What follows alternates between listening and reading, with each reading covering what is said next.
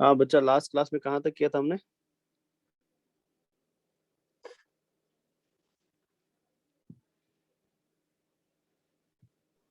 Why arthropods are so successful? ये topic finish हो गया था। Okay okay, great great. चलिए, तो फिर मींस लास्ट क्लास में हमने एक नया फाइलम शुरू किया था। फाइलम का नाम है फाइलम आर्थ्रोपोडा। एज ऑलवेज बेटा, सबसे पहले हमने समझने की कोशिश करी इनको हम आर्थ्रोपोडा क्यों बोलते हैं, ठीक है ना। तो जैसे आपने देखा था पिक्चर में भी मैंने दिखाया था, बिकॉज इनकी बॉडी में जॉइंटेड अपेंडेज होती है बेटा, ठीक है, जॉइंटेड लेग्स होती है। So because of presence of jointed appendage बेटा, इनको हम क्या बोलते हैं, they are called as arthropods, ठीक है ना।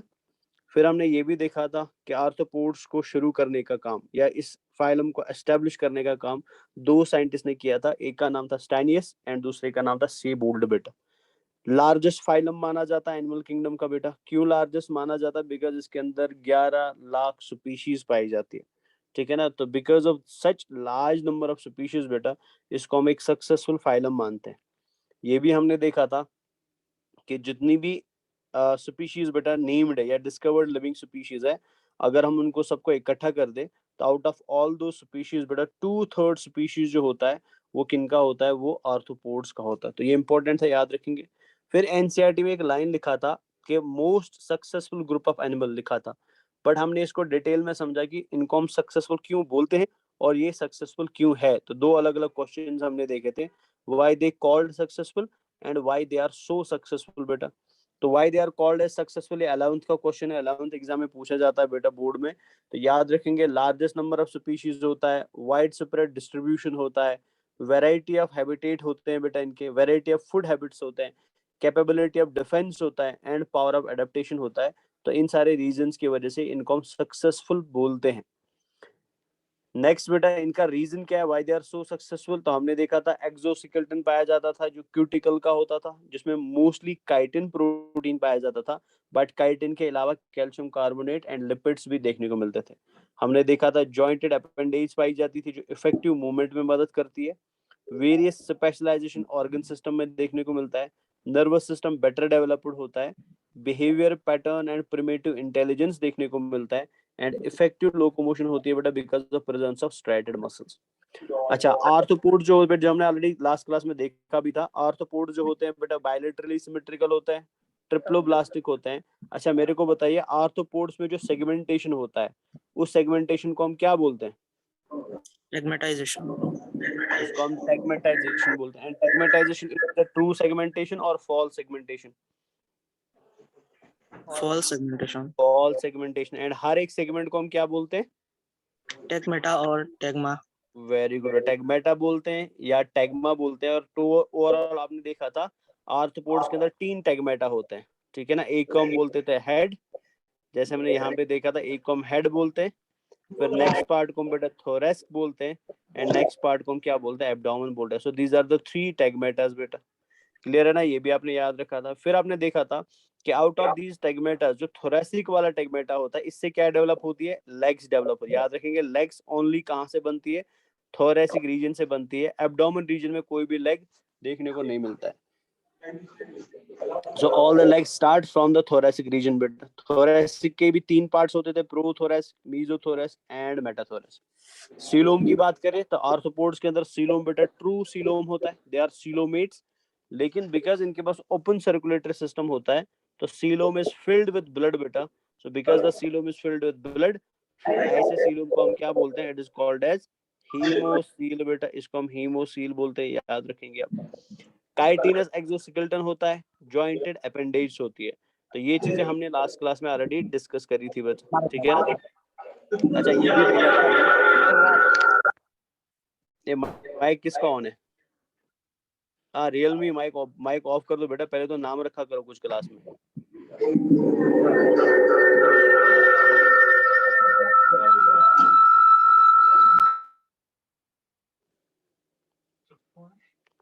चलिए, तो फिर हमने बेटा इसके अलावा बात करी थी कि कुछ आर्थ्रोपोड्स के अंदर, although most of the arthropods के अंदर आपको 3 सेगमेंट मिलेंगे। जैसे इधर भी 3 सेगमेंट है, हेड है, थोरैक्स है और फिर नीचे एब्डोमेन है। इधर भी बेटा हेड है, थोरैक्स है और फिर एब्डोमेन है। लेकिन कुछ आर्थ्रोपोड्स के अंदर हेड एंड थोरैक्स आपस में फ्यूज हो जाता है, ठीक है, और एक नया स्ट्रक्चर डेवलप होता है बेटा जिसको हम क्या बोलते हैं, जिसे हम सेफेलोथोरैक्स बोलते हैं बेटा। तो ये भी आपको याद रखना पड़ेगा, ये भी इम्पोर्टेंट है, ठीक है। तो इतना आई थिंक हमने लास्ट क्लास में किया था, तो आज हम इससे थोड़ा आगे करते हैं। तो दिस इज ऑलरेडी डन बेटा, ये पेज दोबारा से रीड करने की जरूरत नहीं है मुझे, ये वाला पेज भी हमने ऑलरेडी फिनिश कर दिया था, ठीक है, दिस इज ऑलरेडी डन। और ये वाला पोर्शन भी किया था। तो आज हम कहाँ से शुरू करते हैं, डाइजेस्टिव सिस्टम से शुरू करते हैं, ठीक है। डाइजेस्टिव सिस्टम हमने लास्ट क्लास में किया था कि नहीं किया था शाबाश, नहीं डाइजेस्टिव सर। सिस्टम। चलिए ठीक है, तो आज हम डाइजेस्टिव सिस्टम से शुरू करते हैं बेटा। आर्थ्रोपोड्स का डाइजेस्टिव सिस्टम जो होता है, सबसे पहले लिखा है बेटा कंप्लीट होता है। तो अगर यहाँ पे लिखा हुआ है the digestive system is complete, so उसका ऑटोमेटिकली मतलब क्या हुआ कि आर्थ्रोपोड्स के अंदर बेटा दो ओपनिंग्स होंगी डाइजेस्टिव ट्रैक्ट में। पहली वाली ओपनिंग जो एंटीरियर साइड भी होगी बेटा, उसे हम माउथ बोलेंगे। एंड नेक्स्ट वाली ओपनिंग बेटा जो पोस्टीरियर साइड में होगी, उसको हम क्या बोलेंगे, उसे हम एनस बोलेंगे। तो मतलब बॉडी में माउथ भी होता है, एनस भी होता है, तो डाइजेस्टिव सिस्टम कंप्लीट कहलाता है। लेकिन माउथ जो होता है बेटा, माउथ आर्थ्रोपोड्स का अलग अलग प्रकार का होता है। मतलब मैंने आपको पहले ही बोला हुआ है, आर्थ्रोपोड्स के फूड हैबिट्स अलग अलग है, ये अलग अलग चीजें खाते हैं। कोई फॉर एग्जाम्पल बेटा हर्बीवोरस है, कोई कार्निवोरस है, कोई संगिवोरस है, कोई ब्लड चूसता है बेटा, ठीक है। तो इनके फूड, कोई जूस पीता है फ्लावर से बेटा, जैसे आपने इंसेक्ट्स को देखा होगा, हनी बी को देखा होगा, बटरफ्लाइज को देखा होगा। कुछ खाते हैं बेटा, कुछ हर्बीवोरस होते हैं, कार्निवोरस जो चीजों को चबाते हैं, खाते हैं, जैसे कॉकरोच की अब बात करेंगे बच्चा। सो इन शॉर्ट ये कहने वाला हूं मैं कि ऑल्दो हर एक इंसेक्ट के अंदर माउथ एंड एनस प्रेजेंट है, डाइजेस्टिव ट्रैक्ट कंप्लीट है, but besides having a digestive tract, complete digestive tract बेटा, आर्थ्रोपोड्स के अंदर माउथ का जो मॉडिफिकेशन होता है ना, वो अलग अलग प्रकार का होता है। मतलब they have different types of mouth और डिफरेंट मॉडिफाइड माउथ्स बेटा। जैसे फॉर एग्जांपल आप यहाँ पे देख सकते हैं कि यहाँ पे ये सब आर्थ्रोपोड्स ही है, बट इस आर्थ्रोपोड में आप देख लीजिए बेटा, यहाँ पे चिविंग टाइप ऑफ माउथ है। मतलब ये ऐसे इंसेक्ट का माउथ है बेटा जो चीज को काटेगा, फूड को काटेगा, और काटने के बाद पहले उसे चिव करेगा, इसको हम चिविंग टाइप ऑफ माउथ बोलते हैं। यहाँ पे देख लीजिए, यहाँ पे पियर्सिंग एंड, जैसे कॉकरोच के अंदर चिविंग टाइप होता है बेटा, यहाँ पे पियर्सिंग एंड सकिंग टाइप है बेटा। मतलब ये इंसेक्ट जो है, ये आर्थ्रोपोड जो है बेटा, ये किसी चीज के अंदर अपने माउथ को पहले पियर्स करेगा, ठीक है ना, और पियर्स करने के बाद उसकी बॉडी से बेटा कोई चीज सक करेगा। जैसे मस्कीटो का आप एग्जांपल ले सकते हैं बेटा, तो मस्कीटोज के पास piercing and sucking type mouth होता है। साइफोनिंग माउथ टाइप बेटा आपको बटरफ्लाई के अंदर देखने को मिलता है। तो मतलब ये क्या करते हैं, ये जो कॉइल्ड स्ट्रक्चर है बेटा, ये पहले फूड को ऐसे पकड़ेंगे और फिर कॉइल्ड स्ट्रक्चर से उसको लपेटेंगे और फिर बॉडी के अंदर ले आएंगे बेटा, इसको हम साइफोनिंग टाइप बोलते हैं। और जो घर में मक्खी होती है बेटा, जो नॉर्मल हाउस फ्लाई होती है, उसमें स्पॉन्जिंग टाइप माउथ पार्ट्स पाए जाते हैं। मतलब अगर यहाँ पे कोई लिक्विड ड्रॉप पड़ा हुआ है, फूड पड़ा हुआ है, तो ये अपने माउथ पार्ट को बेटा, इस वाले एरिया को उसके ऊपर डिप कर देंगे, और डिप के थ्रू बेटा इनका ये एरिया क्या करता है, उस लिक्विड को एब्जॉर्ब करता है बेटा, इसको हम स्पॉन्जिंग टाइप माउथ पार्ट बोलते हैं। तो मतलब माउथ पार्ट इन जनरल आपको याद कर रखना है बेटा, माउथ पार्ट जो होते हैं इंसेक्ट्स में अलग अलग तरीके के होते हैं, दे हैव डिफरेंट मॉडि, जितने भी हमने इससे पहले एनिमल्स पढ़े, किसी में इतना ज्यादा मॉडिफिकेशन माउथ में देखने को नहीं मिलता था, बट यहाँ पे इतना हाईली मॉडिफाइड माउथ है। और रीजन क्या है इसके पीछे बेटा, ये रीजन एकदम सिंपल है, बिकॉज इनके फूड हैबिट्स अलग अलग होते हैं। तो बिकॉज फूड हैबिट्स अलग है, तो ऑटोमेटिकली बेटा माउथ में मॉडिफिकेशन भी क्या होगा, अलग अलग प्रकार का होगा, ठीक है। तो ये हो गया आपका डाइजेस्टिव ट्रैक्ट कंप्लीट बेटा। तो इसमें आपको दो ही चीजें याद रखनी है। अब हम आते हैं second, circulatory system of arthropod पे। माइक ऑफ करके रख दो बेटा। सर्कुलेटरी सिस्टम ऑफ आर्थ्रोपोड पे आते हैं। तो मुझे बताइए सर्कुलेटरी सिस्टम जो आर्थ्रोपोड्स का होता है, तो पहले तो ये बताइए सर्कुलेटरी सिस्टम जो एनालीड्स का होता है, वो ओपन टाइप होता है कि क्लोज टाइप होता है? शाबाश, ओपन टाइप और close type? Open sir. Open type होता है बेटा, है ना, ओपन टाइप। हाँ, दिमाग खराब हो गया तुम लोगों का? एनालीड्स के अंदर ओपन टाइप सर्कुलेटरी सिस्टम होता है।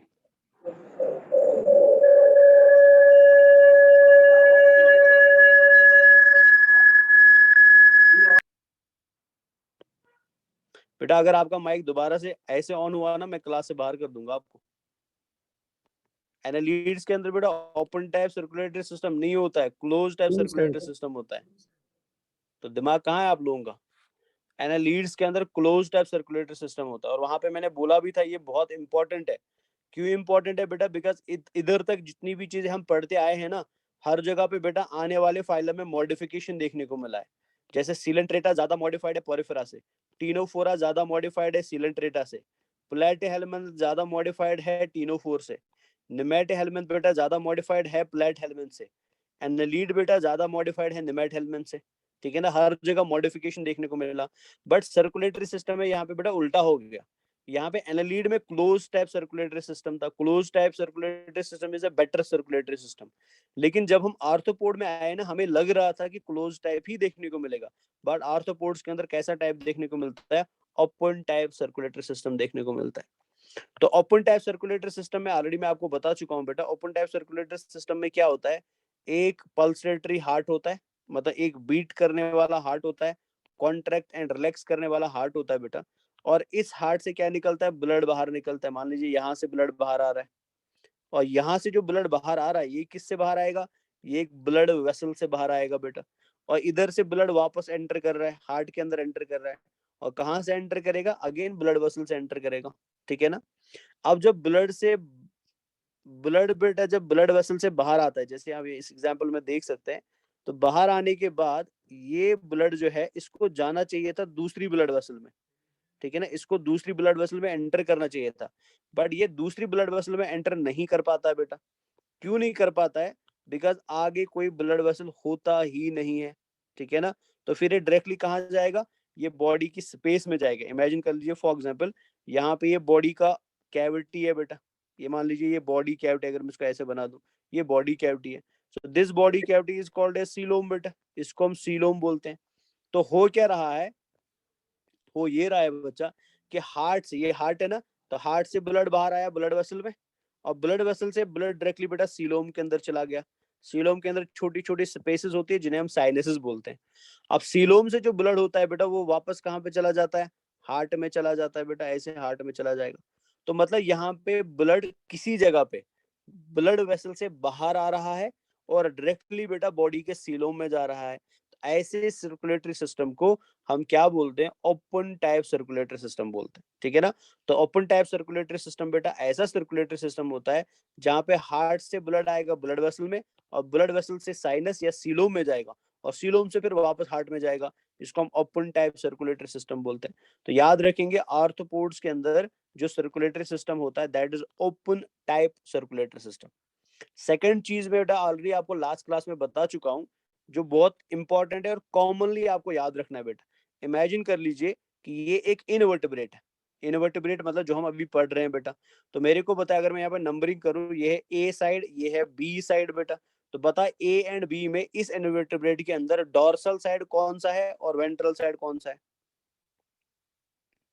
शाबाश। and B ventral. A dorsal है बेटा, ठीक है ना, ए डॉर्सल है, और बी क्या है बेटा, बी वेंट्रल है, बी वेंट्रल है। अब आपको आज के बाद हमेशा के लिए बेटा एक सिंपल चीज याद रखनी है, दैट इज कि इनवर्टिब्रेट्स के अंदर हार्ट अगर प्रेजेंट है, बिकॉज कुछ इनवर्टिब्रेट्स में हार्ट नहीं था बेटा, जैसे पोरिफेरा, सीलेंट्रेटा, टीनोफोरा, प्लेट इनमें हार्ट नहीं था। लेकिन अगर इनवर्टिब्रेट के अंदर हार्ट प्रेजेंट है कहीं पे, तो याद रखना बेटा हार्ट हमेशा ऑलवेज बेटा किस साइड में देखने को मिलेगा, डॉर्सल साइड में देखने को मिलेगा। इनवर्टिब्रेट की मैं बात कर रहा हूँ, तो इनवर्टिब्रेट्स में हार्ट हमेशा डॉर्सल साइड में पाया जाता है। इनवर्टिब्रेट के अंदर बेटा अगर नर्वस सिस्टम प्रेजेंट है, अगर नर्व कॉर्ड प्रेजेंट है, तो वो नॉर्मली कहाँ से होता है बेटा, वो वेंट्रल साइड से होता है। तो नर्वस सिस्टम इनवर्टिब्रेट्स का वेंट्रल साइड में होता है, एंड सर्कुलेटरी सिस्टम बेटा या हार्ट जो होता है इनवर्टिब्रेट्स का, वो डॉर्सल साइड में होता है। लेकिन वर्टिब्रेट्स में उल्टा है बेटा, जैसे हम वर्टिब्रेट्स है, ठीक है ना, फिश वर्टिब्रेट है, गाय वर्टिब्रेट है, टाइगर वर्टिब्रेट है, कोई भी वर्टिब्रेट आप ले लीजिए, वर्टिब्रेट्स में उल्टा होता है बेटा। वर्टिब्रेट्स के अंदर डॉर्सल साइड में नर्वस सिस्टम मिलता है या नर्व कॉर्ड मिलता है, एंड वेंट्रल साइड में क्या मिलता है बेटा, हार्ट मिलता है। तो इनवर्टिब्रेट्स का अलग से याद रखना, वर्टिब्रेट्स का अलग से याद रख लेना। तो अगर मैं अभी आपको आर्थ्रोपोड पढ़ा रहा हूँ, तो आर्थ्रोपोड वर्टिब्रेट है कि इनवर्टिब्रेट है, पहले तो ये बताइए। Invertebrate. इन तो बताओ बेटा, आर्थ्रोपोड का हार्ट किस साइड में होगा, Dorsal side. डॉर्सल साइड में होगा बेटा, याद रखेंगे। तो सर्कुलेटरी सिस्टम में पहले आप याद रखेंगे, ओपन टाइप सर्कुलेटरी सिस्टम में डॉर्सल कॉन्ट्रैक्टाइल हार्ट पाया जाता है, डॉर्सल साइड में एक हार्ट होगा जो कॉन्ट्रैक्ट एंड रिलैक्स करेगा बेटा। ब्लड वेसल्स पाई जाती है, आर्टरीज पाई जाती है जो ब्लड को डायरेक्टली सीलोम या साइनस में ले जाती है बेटा, सीलोम के अंदर ब्लड जाता है या साइनसेस में ब्लड जाता है। और हार्ट मेनी चैम्बर्ड होता है बेटा, हार्ट के छोटे छोटे चैम्बर्स होते हैं। तो in short heart is many, जैसे हमारे हार्ट के 4 चैम्बर है, 2 एट्रियाज एंड 2 वेंट्रिकल्स बेटा। तो इनके हार्ट में मल्टीपल चैम्बर्स होते हैं, उसको हम एट्रिया वेंट्रिकल नहीं बोलते हैं, बट मल्टीपल चैम्बर्ड हार्ट इनमें देखने को मिलता है। और एक चीज याद रखेंगे, इनका ब्लड जो होता है बेटा, ठीक है ना, इनका ब्लड जो होता है, इनके ब्लड को हम हीमोलिम्फ बोलते हैं, ठीक है ना। The blood of invertebrate, the blood of arthropods बेटा इज कॉल्ड एज हीमोलिम्फ। इसको हीमोलिम्फ क्यों बोलते हैं? बिकॉज इनमें आरबीसीज एब्सेंट होती है बेटा। सो एब्सेंस ऑफ आरबीसी की वजह से इसको क्या बोला जाता है? हीमोलिम्फ बोला जाता है। तो डाइजेस्टिव सिस्टम समझ आ गया होगा, सर्कुलेटरी सिस्टम समझ आ गया होगा, ये क्लियर हो गया ना दोनों बच्चा? This is done. Yes, sir. चले अब आते हैं रेस्पिरेटरी सिस्टम की तरफ। तो रेस्पिरेटरी सिस्टम में ज्यादा कुछ आपको याद नहीं रखना है, बस इतना याद रखना है बेटा कि आर्थ्रोपोड रेस्पिरेशन अलग अलग प्रकार से कर सकते हैं। जैसे कुछ आर्थ्रोपोड्स बेटा बॉडी सरफेस से रेस्पिरेशन करते हैं, ठीक है ना, बॉडी सरफेस से रेस्पिरेशन करते हैं, मतलब स्किन से रेस्पिरेशन करेंगे। कुछ आर्थ्रोपोड्स के अंदर गिल्स पाई जाती है बेटा रेस्पिरेशन के लिए, मतलब ब्रेंकियल रेस्पिरेशन करते हैं। कुछ आर्थ्रोपोड्स के अंदर ट्राइकियल ट्यूब्स पाए जाते हैं, ट्राइकियल ट्यूब्स पाए जाते हैं रेस्पिरेशन के लिए, इसको हम ट्राइकरी रेस्पिरेशन बोलते हैं। एंड कुछ आर्थ्रोपोड्स के अंदर बेटा स्पेशल ऑर्गन्स पाए जाते हैं रेस्पिरेशन के लिए, जैसे एक को हम बोलते हैं बुक लंग एंड एक को हम बोलते हैं बुक गिल बेटा। बुक गिल्स मतलब स्पेशलाइज्ड ऑर्गन्स है किसके लिए बेटा? रेस्पिरेशन। तो respiration can occur through general body surface, कुछ में गिल्स है, कुछ में ट्राइकियल ट्यूब्स है, कुछ में बुक लंग्स है और कुछ में बुक बुक गिल्स है। अब आप बोलेंगे सर इतना अलग अलग प्रकार का रेस्पिरेशन? ऑफ कोर्स बेटा, बिकॉज हम कितनी स्पीशीज पढ़ रहे हैं? हम 11 लाख स्पीशीज पढ़ रहे हैं, जो अलग अलग एनवायरमेंट में रह रही है, अलग अलग जगह पे रह रही है, अलग अलग फूड खा रही है। ऑटोमेटिकली बेटा उनमें क्या हो सकते हैं? अलग अलग प्रकार के रेस्पिरेटरी स्ट्रक्चर्स भी हो सकते हैं। इसमें हैरान होने वाली कोई बात है नहीं बच्चा, ठीक है ना। चलो देख लेते हैं एक बार इसको फटाफट क्या है। तो डाइजेस्टिव सिस्टम हो गया, अब आता है सर्कुलेटरी सिस्टम। तो सर्कुलेटरी सिस्टम में बेटा, सर्कुलेटरी सिस्टम ओपन टाइप होता है, डोर्सल कॉन्ट्रैक्टाइल हार्ट पाया जाता है, arteries carry blood vessel to sinuses बेटा, हार्ट से ब्लड आर्टरी में आएगा, आर्टरी से वो साइनस या सीलोम में जाएगा बेटा, और हार्ट मेनी चैम्बर्ड होता है। तो यहाँ पे आप देख सकते हैं this is open type circulatory system बेटा, जो एनसीईआरटी में भी दिया हुआ है। तो यहाँ से ब्लड आ रहा है हार्ट में, इधर से हार्ट में, इधर से हार्ट में, लेकिन ब्लड आ कहाँ से रहा है? इस स्पेस से आ रहा है बेटा, इस एम्प्टी एरिया से आ रहा है, और इस एम्प्टी एरिया को हम क्या बोलेंगे? सीलोम और साइनस बोलेंगे। अब हार्ट जब कॉन्ट्रैक्ट करेगा तो ब्लड बेटा ब्लड वेसल के अंदर आएगा, आर्टरी के अंदर आएगा, एंड अगेन कहाँ पहुंचेगा बेटा? अगेन सीलम में पहुंचेगा। तो हीमोलिम्फ ब्लड को बोला जाता है, बिकॉज ब्लड के अंदर आरबीसीज नहीं होती। अब इधर देख लीजिए बेटा, यहाँ पे आप देख सकते हैं ये हार्ट है बेटा। तो ये एक चैम्बर हो गया, ये दूसरा चैम्बर, ये तीसरा चैम्बर, ये चौथा। तो मल्टीपल चैम्बर्ड हार्ट इनके अंदर देखने को मिलता है। तो ये हो गया आपका सर्कुलेटरी सिस्टम। रेस्पिरेटरी सिस्टम की बात करें, जनरल बॉडी सरफेस रेस्पिरेशन हो सकता है, गिल से रेस्पिरेशन हो सकता है, ट्राइकियल ट्यूब से रेस्पिरेशन हो सकता है, या कुछ में बुक लंग्स और बुक गिल्स भी देखने को मिलती है। तो यहाँ पे आप देख सकते हैं why this is called as book lung बेटा। तो ये तो वैसे लंग है, दिस इज लंग बेटा, लेकिन बुक लंग क्यों बोला जाता है? बिकॉज यहाँ पे बेटा लंग के जो छोटे छोटे पार्ट्स होते हैं ना, वो अरेंज होते हैं बेटा in the form of these flaps बेटा। ये छोटे छोटे फ्लैप्स दिखाई देते हैं। अगर आप कोई बुक पढ़ते हैं बेटा, बुक में पेज होते हैं ना, तो वो पेज भी ऐसे होते हैं, बुक के पेज भी बेटा ऐसे एक के बाद एक के बाद एक के बाद एक के बाद ऐसे अरेंज होते हैं। So because of the arrangement of parts of lung बेटा, just like that a page in a book, इस वजह से इसको क्या बोला जाता है? बुक लंग बोला जाता है। तो स्पाइडर का आप यहाँ पे डायग्राम देख सकते हैं। तो स्पाइडर के अंदर क्या देखने को मिलता है? एरेक्निडा के अंदर क्या देखने को मिलता है? इसके अंदर बेटा बुक लंग देखने को मिलता है, ठीक है ना। तो बुक लंग से डरने की जरूरत नहीं है। इसको बुक लंग क्यों बोलते हैं? ये लंग है, बट बुक लंग इसलिए बोलते हैं बिकॉज इसके जो फ्लैप्स होते हैं, इसके जो पार्ट्स होते हैं ना, वो अरेंज होते हैं बेटा ऐसे ही, जैसे एक बुक के अंदर पेज अरेंज होते हैं, एक के बाद एक के बाद एक पेज अरेंज होता है, इसलिए बुक लंग बोला जाता है बच्चों, ठीक है ना।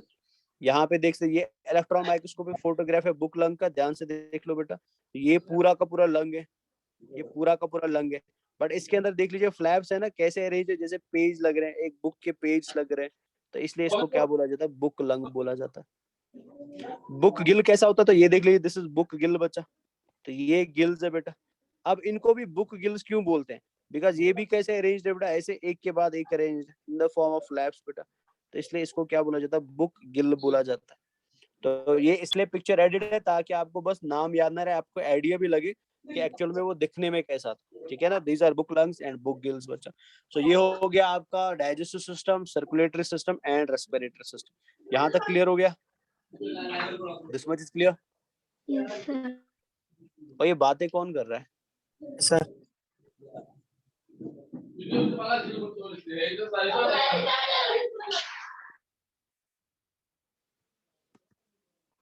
चले, तो ये हो गया बेटा digestive system, respiratory system and circulatory system, ठीक है। एकदम इजी इजी है, कोई ज्यादा इसमें टफ है नहीं कुछ बच्चा।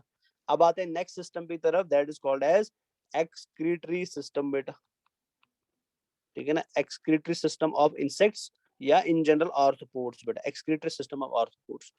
तो आपको याद रखना बेटा कि आर्थ्रोपोड्स के अंदर जो एलिमेंट्री कैनाल होता है, ठीक है ना।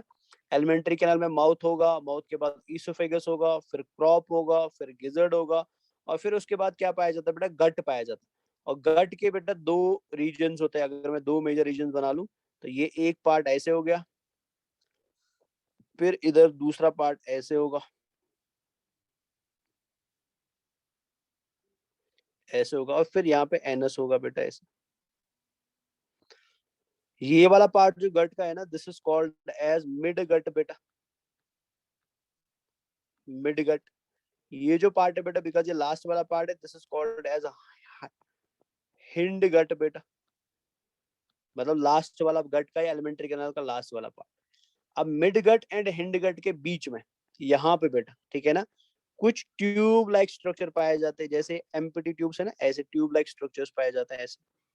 वैसे तो ये बहुत सारे होते हैं, बट मैं दो ही बना लूंगा। These tube like structures are present here. तो ये जो ट्यूब लाइक स्ट्रक्चर होते हैं ना, they are called as malpighian tubules बेटा। इन ट्यूब लाइक स्ट्रक्चर्स को हम नाम देते हैं मालफेजियन टिब्यूल्स, और इनको आप बोल सकते हो ग्रीन ग्लैंड्स भी, ग्रीन ग्लैंड्स बेटा। तो ये मालफिजन टिब्यूल का काम क्या होता है, इमेजिन कर लीजिए बेटा, आप एक इंसेक्ट का सीलोम देख रहे हैं, तो यहाँ से तो इसका सीलोम होगा बेटा ऐसे, ठीक है ना। यहाँ पे मान लीजिए ये सीलोम है, ऑलरेडी आपको पता है बेटा सीलोम के अंदर ब्लड है, जिसको हम हीमोलिम्फ बोलते हैं। यहाँ से इस एरिया में ब्लड होगा बेटा, जिसको आप हीमोलिम्फ बोलते हैं। तो ये मालफिजन टिब्यूल क्या करता है, ये ब्लड को बेटा इधर फिल्टर करेगा, तो यहाँ पे ब्लड की फिल्ट्रेशन होगी। फिल्ट्रेशन से मेरा कहने का मतलब, हम ब्लड से बेटा यहाँ से क्या निकालेंगे, अमोनिया निकालेंगे बेटा, यूरिया निकालेंगे, यूरिक एसिड निकालेंगे, एक्सेस वाटर निकालेंगे, एक्सेस सॉल्ट निकालेंगे, और वो सब किस में आएगा बेटा, वो इस मालफिजन टिब्यूल में आएगा, इधर वो जमा होगा बेटा। और इधर जमा होने के बाद वो मटेरियल को हम कहाँ पे डाल देते हैं, इसको हिंड गट में डाल देते हैं, और हिंड गट से बेटा उसको एक्सक्रीट किया जाता है एनस के थ्रू बॉडी से बाहर बेटा। तो मतलब इंसेक्ट्स के अंदर यूरिन को पास करने के लिए, नाइट्रोजनस वेस्ट को पास करने के लिए अलग ओपनिंग नहीं है। जैसे हमारी बॉडी में अलग अलग ओपनिंग्स है बेटा, फीकल मैटर को निकालने के लिए अलग ओपनिंग है, यूरिन को निकालने के लिए अलग ओपनिंग है, बट इंसेक्ट्स में ऐसे अलग अलग ओपनिंग्स नहीं होंगी। यहाँ पे सेम ओपनिंग से बेटा फीकल मैटर भी निकलेगा और नाइट्रोजनस वेस्ट भी निकलेगा। लेकिन ये वेस्ट को फिल्टर करने का काम जो है बेटा, वो किसका है, वो इन ट्यूब लाइक स्ट्रक्चर्स का है, जिनको हम मालफिजियन टिब्यूल्स बोलते हैं। और यही क्या होता है, यही इंसेक्ट का एक्सक्रीटरी सिस्टम होता है। यानी अगर मैं इंसेक्ट के एक्सक्रीटरी सिस्टम की बात करूं, तो इसका एक्सक्रीटरी सिस्टम किससे बनता है, वो मालफिजियन टिब्यूल से। मैक्सिमम इंसेक्ट्स के अंदर या मैक्सिमम आर्थ्रोपोड्स के अंदर मालफिजियन टिब्यूल ही होता है। और वो कहाँ पे होता है बेटा, मिड गट एंड हैंड गट के बीच में होता है। कहाँ पे अपने एक्सक्रीटरी मटेरियल को डाल देता है, हिंड गट में डाल देता है, और हिंड गट से वो बाहर आ जाता है। बट इसके अलावा बेटा कुछ और इंसेक्ट्स के अंदर कॉक्सल ग्लैंड भी देखने को मिलता है, जो एक्सक्रीशन का काम करता है। मैक्सिलरी ग्लैंड भी देखने को मिलता है बेटा, जो एक्सक्रीशन का काम कर रही है। यानी ओवरऑल तीन अलग अलग स्ट्रक्चर है एक्सक्रीशन के लिए, जिसमें सबसे इंपॉर्टेंट है मालफिजियन टिब्यूल, इसके अलावा बेटा कॉक्सल ग्लैंड्स और मैक्सिलरी ग्लैंड्स। और इंसेक्ट जब नाइट्रोजनस वेस्ट को रिमूव करता है ना, वो रिमूव करता है बेटा in the form of uric acid बेटा। तो एक्सक्रीशन नॉर्मली किसका होता है, यूरिक एसिड का एक्सक्रीशन होता है। तो बताओ बेटा फिर ये क्या है, अमोनोटेलिक, यूरियोटेलिक और यूरिकोटेलिक बेटा। यूरिकोटेलिक। वेरी गुड बेटा, दे आर यूरिकोटेलिक बेटा, वेरी गुड। देयर ये एग्जाम में क्वेश्चन पूछा गया, याद रख लेना। इंसेक्ट्स क्या होते हैं या आर्थ्रोपोड्स क्या बेटा, वो यूरिकोटेलिक होते हैं, ठीक है ना। तो ये एक्सक्रीटरी सिस्टम खत्म हो जाता है। अब आते हैं नर्वस सिस्टम की तरफ बेटा। तो नर्वस सिस्टम जो आर्थ्रोपोड्स का होता है that is much more developed in comparison to that of all the other phylums जो हमने अभी तक पढ़े हैं। ठीक है ना, जितने भी फाइलम हमने अभी तक पढ़े उनमें से सबसे ज्यादा डेवलप्ड जो नर्वस सिस्टम होता है वो किसका होता है बेटा, वो आर्थ्रोपोड्स का होता है। और इनका नर्वस सिस्टम कैसा होता है बेटा, तो इनके नर्वस सिस्टम में सबसे पहले ऊपर हेड में आपको एक छोटा ब्रेन देखने को मिलेगा। आपको एक छोटा ब्रेन देखने को मिलेगा बेटा, ठीक है ना। ब्रेन के बाद बेटा आपको क्या देखने को मिलती है, आपको डॉर्सल नर्व रिंग देखने को मिलती है। तो मैं अलग कलर से बना देता हूँ। तो डॉर्सल साइड में बेटा आपको एक रिंग लाइक स्ट्रक्चर मिलेगा जिसको हम क्या बोलते हैं, डॉर्सल नर्व रिंग बोलते हैं।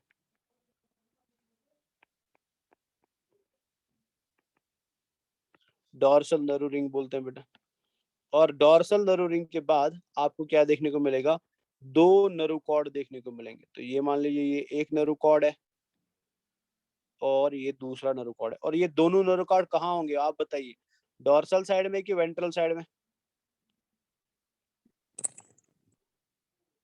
अभी भी थोड़ी देर पहले बोला था बेटा, डॉर्सल साइड में होगा नर्व कॉर्ड के वेंट्रल साइड में होगा, वेंट्रल साइड में। तो क्या बोलेंगे, डबल वेंट्रल नर्व कॉर्ड बोलेंगे बेटा। और इस नर्व कॉर्ड के ऊपर आपको क्या मिलते हैं, गैंग्लिया मिलते हैं। जैसे ये गैंग्लिया हो गए ऐसे, इनको हम थोरेसिक गैंग्लियास बोलते हैं। और फिर यहाँ पे आपको मिलते हैं बेटा गैंग्लियास जिनको हम क्या बोलते हैं, जिन्हें हम एब्डोमिनल गैंग्लियास बोलते हैं। ठीक है ना। तो दो नर्व कॉर्ड से बेटा they are called as double ventral nerve cords, double ventral nerve cords बोलते हैं, नर्व कॉर्ड्स बोलते हैं बच्चा। और फिर आपको मिलते हैं गैंग्लियास। तो ये जो तीन गैंग्लिया मैंने यहाँ पे बनाए, बिकॉज हमको पता है बेटा आर्थ्रोपोड में थोरेसिक रीजन होता है, तो ये थोरेसिक रीजन में ही देखने को मिलते हैं। इनको हम थोरेसिक गैंग्लिया बोलते हैं बेटा, थोरेसिक गैंग्लिया बोला जाता है। और बिकॉज ये एब्डोमिनल एरिया में मिलते हैं बेटा, इसलिए इनको क्या बोलते हैं, एब्डोमिनल गैंग्लियास बोलते हैं। They are called as abdominal ganglias बेटा, they are called as abdominal ganglia. तो ये इनका नर्वस सिस्टम होता है बच्चा। समझ आया, क्लियर हो गया ना, समझ आया बेटा। सर। चलिए तो देख लेते हैं इसको भी हम। एक्सक्रीटरी सिस्टम बेटा मालफिजन ट्यूब्यूल होता है जिसको हम ग्रीन ग्लैंड भी बोलते हैं। इसके अलावा कॉक्सल ग्लैंड्स होते हैं, मैक्सिलरी ग्लैंड्स। मेनली क्या एक्सक्रीट करते हैं, यूरिक एसिड एक्सक्रीट करते हैं। यहाँ पे आप देख सकते हैं बेटा, ये पिक्चर है किनका, मालफिजन ट्यूब्यूल्स का। तो मिड गट है, हाइंड गट है, बीच में बेटा आपको बहुत सारे मालफिजन ट्यूब्यूल्स मिलते हैं जो क्या करते हैं बेटा, जो सीलोम से सॉल्ट को, यूरिक एसिड को, वाटर को अंदर लेते हैं और फिर एक्सक्रीट किसे करते हैं बेटा, सॉल्ट एंड वाटर को एक्सक्रीट कर लेते हैं। नर्वस सिस्टम है, डॉर्सल नर्व रिंग होता है, डबल वेंट्रल नर्व कॉर्ड होता है और डॉर्सल ब्रेन होता है। जैसे मैंने अभी पिक्चर में बनाया था, आप देख सकते हैं यहाँ पे पिक्चर में, ये डॉर्सल ब्रेन है और ये डबल वेंट्रल नर्व कॉर्ड है। तो नर्व कॉर्ड को ब्रेन के साथ कौन जोड़ रहा है, पिक्चर को देख के बताइए, दो नर्व कॉर्ड्स को ब्रेन के साथ बेटा कौन जोड़ के रख रहा है, डॉर्सल नर्व रिंग रख रहा है बेटा। तो वही यहाँ पे लिखा हुआ है, dorsal brain connected with a nerve ring to the double ventral nerve cord. मतलब ब्रेन जो डॉर्सल साइड में है उसको वेंट्रल नर्व कॉर्ड के साथ कौन जोड़ रहा है बेटा, नर्व रिंग जोड़ रही है। सेंस ऑर्गन्स बेटा इंसेक्ट्स में बड़े मॉडिफाइड होते हैं। जैसे यहाँ पे आप देख सकते हैं आईज पाई जाती है बेटा, और इन आईज को हम बोलते हैं कंपाउंड आईज। ऑल्दो कुछ इंसेक्ट्स के अंदर सिंपल आई भी होता है, बट मोस्ट आर्थ्रोपोड्स के अंदर बेटा कंपाउंड आईज होती है।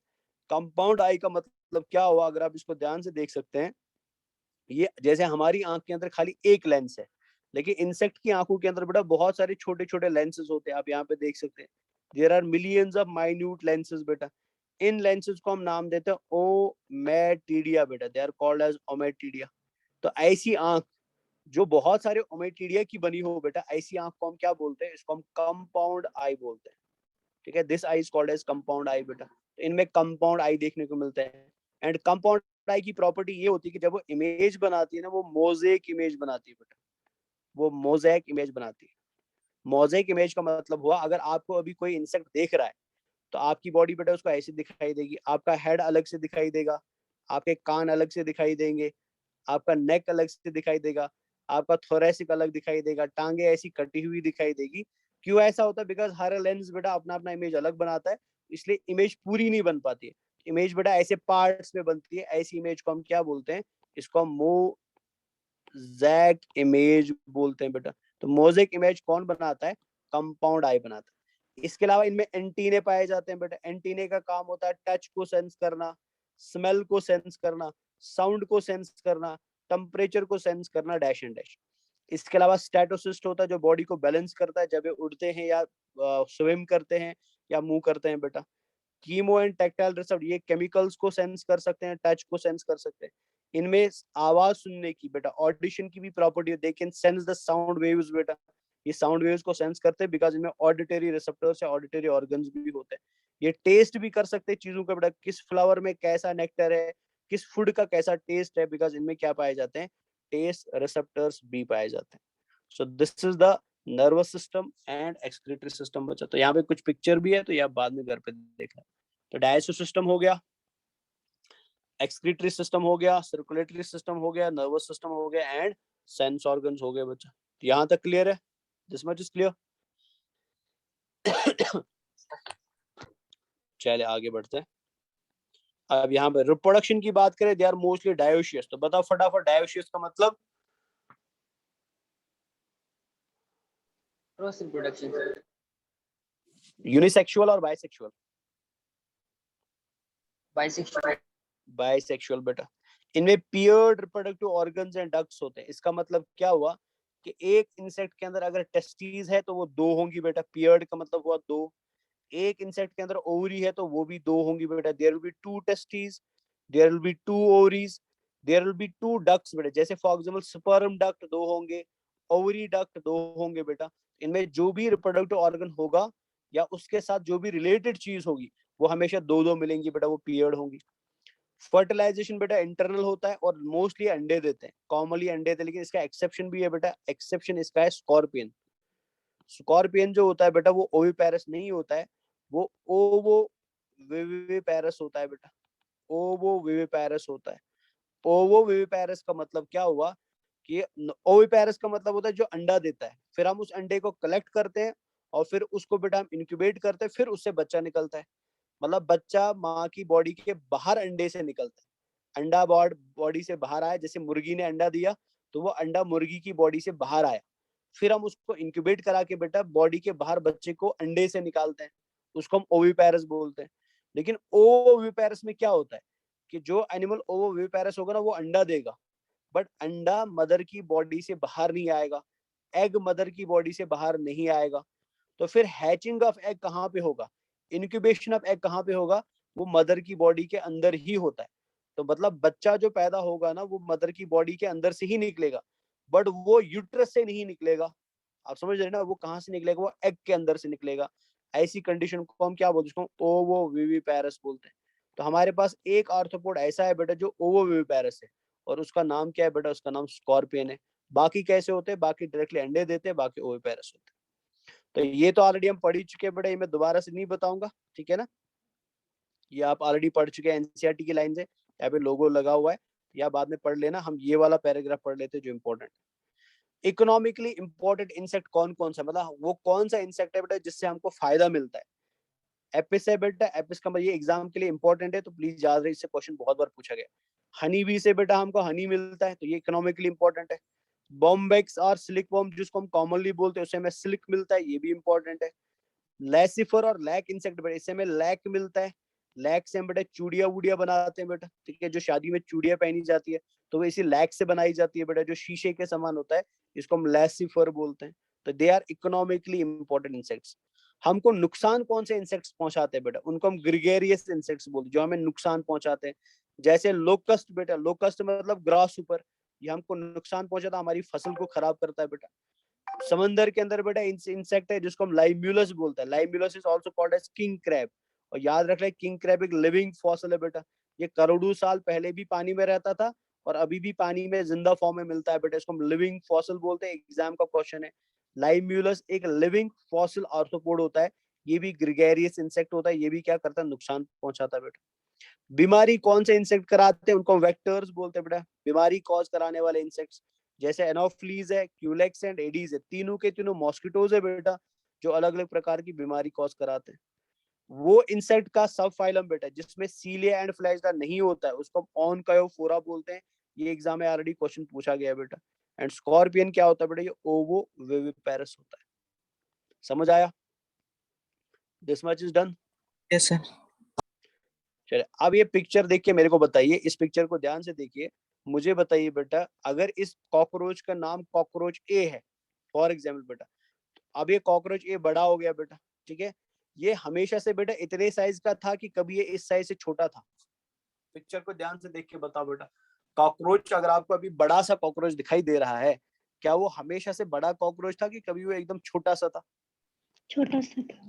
किचन छोटा सा में था। देखा होगा ना आपने बेटा, किचन के अंदर अगर गए आप कभी रात को, तो वहां पे छोटे छोटे कॉकरोच भी घूम रहे होते हैं और बड़े बड़े भी होते हैं। सो दैट मीन्स अगर आपको एक अडल्ट कॉकरोच दिखने को मिल रहा है, वो हमेशा अडल्ट नहीं था बेटा, वो कभी एक बेबी कॉकरोच भी था, एक छोटा कॉकरोच भी था। सो दैट मीन्स बेटा, मान लीजिए आपने इस कॉकरोच को अप्रैल मंथ के अंदर देखा था और अभी अगस्त चल रहा है बेटा, तो मेरे को बता अप्रैल से लेकर अगस्त तक इस कॉकरोच की ग्रोथ हुई है कि नहीं हुई है? हुई है सर। है ना? अब ध्यान से सुन लेना बेटा, मैंने आपको बोला था आर्थ्रोपोड्स की बॉडी के बाहर एक सुरक्षा कवच पाया जाता है, उसको हम क्या बोलते हैं? शाबाश। आर्थ्रोपोड की बॉडी के बाहर एक सुरक्षा कवच होता है, एक प्रोटेक्टिव कवर होता है, उसको हम क्या बोलते हैं बेटा? Exoskeleton. Very good. Chitinous exoskeleton पाया जाता था, और वो टफ होता था कि सॉफ्ट होता था? आप इमेजिन ऐसे कर लीजिए, मान लीजिए आप में से कोई बच्चा है, ठीक है ना, ये स्टील का एक डिब्बा है बेटा, ये स्टील का डिब्बा है या आयरन का डिब्बा है, और आप में से कोई बच्चा है बेटा, मान लीजिए बच्चे का नाम सुंदर है, ये सुंदर है बेटा, बच्चे बच्चे का नाम, और ये एकदम छोटा सा बेबी है, एकदम प्यारा सा छोटा सा बेबी है बेटा, ठीक है ना। तो मैंने क्या कर दिया, मैंने इस बच्चे को इस आयरन के डिब्बे के अंदर बंद कर दिया, छोटा सा था ये, मैंने इसको किडनैप कर लिया और इस आयरन के डिब्बे के अंदर बंद कर दिया बेटा। अब इस बच्चे की आहिस्ता आहिस्ता ग्रोथ हो जाएगी, ये बड़ा होता जाएगा बेटा, ठीक है ना। मान लेते हैं फॉर एग्जाम्पल इस बच्चे की ग्रोथ हो रही है, अब ये बड़ा हो गया, ये ऐसे बड़ा हो गया बेटा। अब मेरे को बताओ, जब ये बड़ा होगा तो एक टाइम ऐसा आएगा बेटा कि जब इसके पैर एकदम टच करेंगे आयरन के या स्टील के इस डिब्बे को, इसका हेड भी टच करेगा बेटा आयरन एंड स्टील के डिब्बे को, अगर मैं इसी डिब्बे में हमेशा के लिए बंद कर दूं, तो मेरे को बताइए इसकी ग्रोथ होगी कि नहीं होगी? शाबाश। ऑल्दो ये ग्रो करना चाहता है, इसकी बॉडी साइज में बढ़ना चाहती है, बट ये जो बाहर वाला फोर्स लग रहा है ना बेटा, इस आयरन के प्लेट की वजह से, इस आयरन के स्ट्रक्चर की वजह से, वो इसकी ग्रोथ को रेस्ट्रिक्ट करेगा, वो उसकी ग्रोथ को रोकने की कोशिश करेगा बेटा। अगर अब ये ग्रो करना चाहता है, तो मेरे को बताइए इसको डिब्बे में रहना चाहिए या डिब्बे से बाहर आना चाहिए? डिब्बे से बाहर आना चाहिए। अब इमेजिन कर लीजिए बेटा, ये जो बाहर वाला स्टील का डिब्बा है ना, ये काइटिनस एक्सोस्केलेटन है। This is chitinous exoskeleton of arthropods. Because chitinous exoskeleton arthropod का बहुत हार्ड होता है, बहुत टफ होता है बेटा, तो वो नॉर्मली इंसेक्ट की ग्रोथ को रोकने की कोशिश करता है, वो इंसेक्ट को ग्रो होने नहीं देता है बेटा। तो अब मेरे को बताइए कि अगर इस इंसेक्ट को, ये जो छोटा सा इंसेक्ट है, इसको बड़ा होना है, तो बड़ा होने के लिए बेटा इसको किसको रिप्लेस करना पड़ेगा, किसको हटाना पड़ेगा? Chitinous exoskeleton. काइटिनस एक्सोस्केलेटन का। ऑल्दो ये हमेशा के लिए उसे नहीं हटाएगा, ये कुछ टाइम के लिए उसको हटा देगा, और उस टाइम में इसकी ग्रोथ हो जाएगी, और जब एक बार ग्रोथ हो गई बेटा, फिर अगेन किसको सिक्रीट करेगा? काइटिनस एक्सोस्केलेटन को सिक्रीट करेगा। सो दिस फिनोमेना बेटा, जिसका मैंने आपको एक पिक्चर भी दिखाया था, यहाँ पे आप पिक्चर देख सकते हैं, दिस फिनोमेना बेटा, जिसके अंदर इंसेक्ट्स या आर्थ्रोपोड्स अपने काइटिनस एक्सोस्केलेटन को रिमूव करते हैं ताकि उनकी ग्रोथ हो जाए बेटा, this phenomena is called as moulting, इसको हम मोल्टिंग बोलते हैं, और इक्विडिसिस बोलते हैं, और इक्डाइसिस भी बोलते हैं बेटा। तो कोई आपसे पूछे मोल्टिंग और इक्डाइसिस का मतलब क्या होता है, तो मोल्टिंग और इक्डाइसिस का मतलब होता है रिमूवल ऑफ एक्सोस्केलेटन बेटा। क्यों?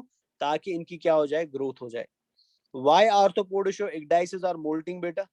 The chitinous exoskeleton does not allow body expansion. Exoskeleton बेटा बॉडी को एक्सपेंड नहीं होने देता है, तो इसकी वजह से क्या होगा बेटा, ये शेड देयर काइटिनस, ये इंसेक्ट्स क्या करते हैं, ये अपने काइटिनस एक्सोस्केलेटन को रिमूव करते हैं बेटा थोड़ी देर के लिए, ताकि उनकी क्या हो सके, उनकी ग्रोथ हो सके बेटा। So this is called as moulting और इक्डाइसिस बेटा।